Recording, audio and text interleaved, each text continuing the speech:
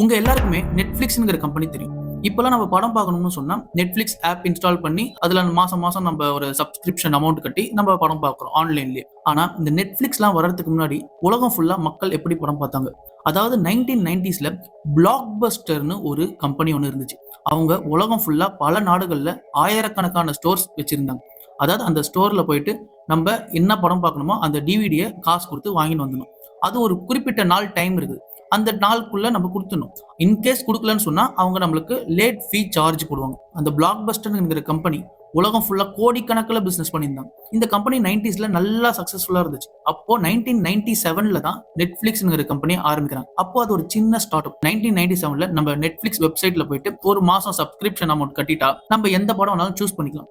அவங்க நம்மளுக்கு போஸ்டர்லயே அனுப்புவாங்க. நம்ம போய் தான் வாங்கணும்னு அவசியம் கிடையாது. அந்த சப்ஸ்கிரிப்ஷன் பீரியட் முடியிற வரைக்கும் நம்ம அந்த படத்த பார்க்கலாம். திரும்ப நம்ம அவங்களுக்கு போஸ்டர்ல அனுப்பிடணும். இதுதான் கான்செப்ட். இந்த கம்பெனி மெதுவா தான் டெவலப் ஆகுது. சோ என்ன பண்றாங்கன்னா, இந்த பிளாக்பஸ்டர் கம்பெனி கிட்ட நீங்க எங்களோட கம்பெனியை வாங்கிக்கிங்கன்னு சொல்லிட்டு ஒரு ஆஃபர், அதாவது $50 மில்லியன் ஆஃபர் குடுக்குறாங்க.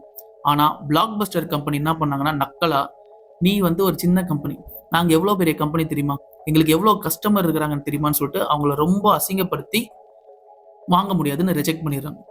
ஆனா இங்க தான் ஒரு பெரிய ட்விஸ்ட் நடக்குது. இவங்க ரிஜெக்ட் பண்ண அந்த டைம்ல பிராட்பேண்ட் இன்டர்நெட் உலகம் ஃபுல்லா பயங்கரமா டெவலப் ஆயிடுது. இப்போ மக்கள் எல்லாருமே இன்டர்நெட்ங்கிறது அதிகமா யூஸ் பண்ண ஆரம்பிச்சிட்டாங்க. இப்போ இந்த டைம்ல நெட்ஃபிளிக்ஸ் இமீடியட்டா ஒரு விஷயத்த மாத்துறாங்க. இவ்வளவு நாளா நெட்ஃபிளிக்ஸ் வெப்சைட்ல போயிட்டு மக்கள் ஒரு படத்தை சூஸ் பண்ணா கொரியர் அனுப்புவாங்களே, இனிமேல் அந்த வெப்சைட்லயே நீங்க படத்தை பார்த்துக்கலாம். நீங்க ஒரு சப்ஸ்கிரிப்ஷன் அமௌண்ட் கட்டி டைரக்டா ஆன்லைன்லயே வீட்டுல உட்கார்ந்தபடி அந்த படத்தை பார்த்துக்கலாம். இந்த கான்செப்ட் அவங்க தொடங்கினதுக்கு அப்புறமா மக்கள் எல்லாருமே நெட்ஃபிளிக்ஸ் யூஸ் பண்ண ஆரம்பிச்சிட்டாங்க. ஆனா இன்னொரு பக்கம் பிளாக்பஸ்டர் கம்பெனி அடி வாங்குது. ஏன்னா மக்கள் வெளியில போய் டிவிடி வாங்குறதுங்கிறது ஸ்டாப் பண்ணிட்டாங்க. எல்லாருமே வீட்டுல உட்காந்து படம் பார்க்க ஆரம்பிச்சிட்டாங்க. சோ 2010ல பிளாக்பஸ்டர் கம்பெனி திவால் ஆயிடுது.